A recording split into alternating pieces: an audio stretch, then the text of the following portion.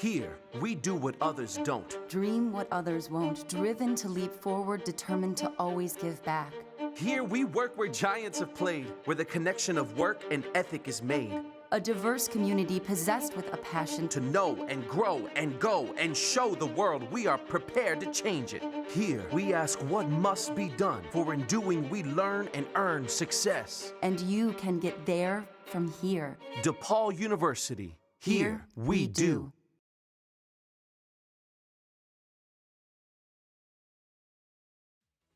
Hello everybody, and welcome to the Super Smash Bros. Ultimate EGFC League Championship Semi-Finals. My name's Ubu. I'm joined by my co-caster, Bars the Journey.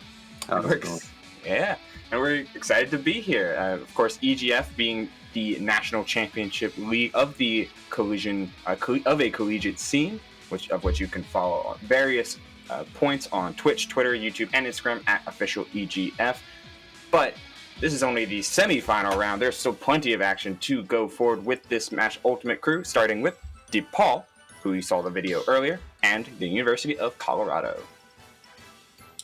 Yeah, and DePaul is a very strong team. I've done many of their sets myself, and it's just they're just really impressive. And same could be said for Colorado. Obviously, they're both in the semifinals right now, but they both have a roster of strong players that are pretty tough to deal with. Yeah, it's kind of the quintessential at the very least. Colorado has been kind of the underdog through a lot of this. The 5 seed coming, the 5 seed coming up through the EGFC championship, taking down St. John's, I believe, last week in a pretty close set, winning by 1 point. And now they've got to do it again, yet the underdog against a DePaul team that's been kind of dominant, I think is the proper word. And dominant is almost putting it kindly. They've been almost, just running through some of these teams. Because, usually, and you know what? We're actually going to go right into it. And this is ADR. And ADR the Pac-Man. And his style of Pac-Man, every single week, it always amazes me because, you just see a lot of the other Pac-Mans, the main Pac-Mans, try to stall out for their strong fruit, right, the Galaxian fruits, but he always opts to throw out Pac-Man up close buttons, which are actually pretty good, and actually not use the fruit all that much, but yeah. And right now, you see Miiself, try to go in with ADR, and somehow, some way, ADR is keeping up. Yeah, Pac-Man having those just really good scrapping tools on top of the constant threat of putting up a wall and gaining advantage by charging his fruit. That's such a tempting thing to hold forward with. And granted, I guess he held forward so much that ADR didn't have his jump. But wait, that was kind of quick. Yeah, that was kind of saucy. One of his favorite fruits that he likes to use is the apple. And you saw right there, he threw the apple, re-grabbed the apple, and actually threw it upwards and hit Miiself in the air and took that stock pretty cleanly. And the knowing and understanding the varying properties of all the fruit is kind of Pac-Man 101, but rarely do you see the utility of some of the mid fruit. Oftentimes you want to charge it to Galaxian or higher, or just throw out a quick projectile, but you got caught by the Smash 4. Hello. Down throw up nowhere. And that means he didn't press a single button. That means he did not think that Miiself would actually go for it, and he did it anyway.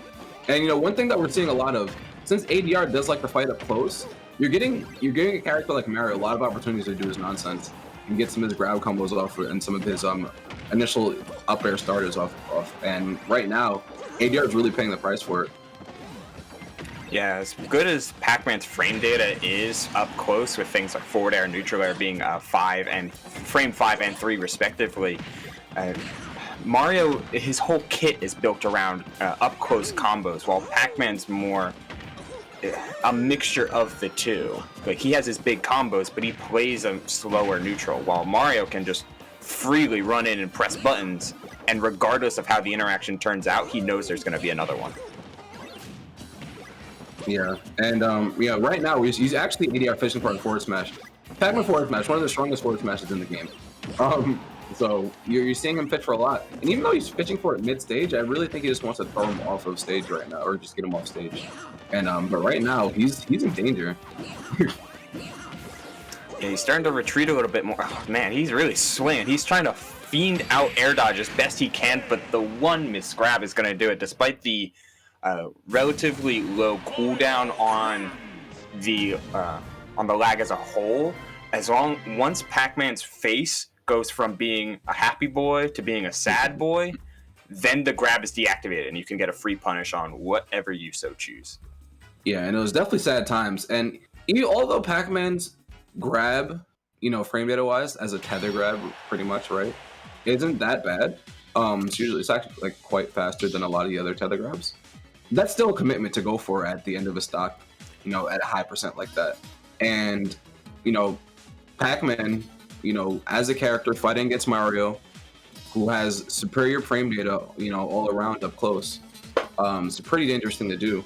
You saw him throw out a lot of those forward smashes, and then he tried to go for grab at the end. He's doing a lot of high committal options towards the end of that game, and maybe we'll see a little bit more reserved play going into the next game by ADR. Yeah, and you always have to be aware, though, that especially with how little the mid-range was utilized in that game one, Mario can always travel alongside his fireballs and utilize that to just cover space as best as he can. And Miiself, while fully utilizing things like back air to pressure in the corner, he never really had a reason to go for just simple fireball pressure. On a bigger stage, like PS2 is, we could very well see a more projectile-focused gameplay as the game starts out relatively the same. One or two projectiles, then run straight up and close the gap immediately. Yeah, and and as long as ADR isn't giving him a reason not to do that, then Miiself is going to keep doing that, and why not? It's part of the game plan. And and we're seeing already ADR still choosing to fight up close. And Pac-Man can pull it off, but you're just putting yourself in unfavorable positions when you fight against Mario. But as you see right now, ADR is getting some of these jab blocks off, making it really hard for Miiself to get his footing. Yeah, Pac-Man's raw damage output is really gonna. It only keeps Mario at even more of a disadvantage because Pac-Man still has the theory, at least the character design theory of hey, it's a zoner, they're gonna have less openings, so their damage output needs to compensate for that in some regard. But with buttons like that, you don't need that much damage to get those kills. ADR trying to hold this stock lead this time. You know what? Why did I even run my mouth?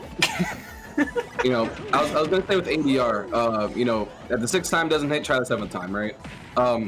But Miiself coming back with a forward smash of his own. And one thing that ADR hasn't been doing that he usually does, when he does fight, he doesn't use the fruit that much, but the fruits that he does, he uses the orange, right? He uses the orange, uses the melon. Now those are two fruits that stop forward approach because they're pretty fast and they have pretty good knockback, right? So right now, you actually am using the fruit to push Miiself back towards the ledge, but it doesn't matter because you cornered yourself against the Mario when you got a forward smash. Yeah, he's really calling out his drift in a lot of these corner situations. Every time that ADR is put it on ledge, put in a precarious spot, particularly on either one of these sides, he's holding in to try and get a forward air out, get a neutral air out, and just kind of fight out of the corner recklessly, which is harmful to do against such a punish-heavy character. But hey, sometimes you get gifted stocks like that, and this game gets real even real quick. Yeah, and there's been a lot of SDs this set actually, and that's an SD where he definitely wanted to get to ledge and immediately roll on, and just didn't get to the ledge portion of that. But so poke with forward air and travel across the stage with it, but looks like Miiself is starting to call out some of these jumps. Don't do it again. Okay. Okay, I was gonna gonna say, good thing he learned from the previous game. Because Pac-Man can certainly bring this back real quick. 78 is... You're not safe at 78. Let's just say that. Yeah, honestly, you're one forward smash from Pac-Man at the ledge from taking this game. So, and with this much rage as well, like it's gotta be careful. Wow, and that nair out of shield, beating out that back air, and taking that first set is Miiself, and and that's a situation where, like we were both saying, Mario's a character who does excel at this type of gameplay, right? Does excel when in this type of close quarters combat. His frame data is also very good, and he benefits more from this style of scrapping. So when you put yourself in those types of scenarios consistently, you're going to give Mario so many more chances of taking your stock than you're taking his. So good stuff by Miiself, and putting Colorado on the board for Zip.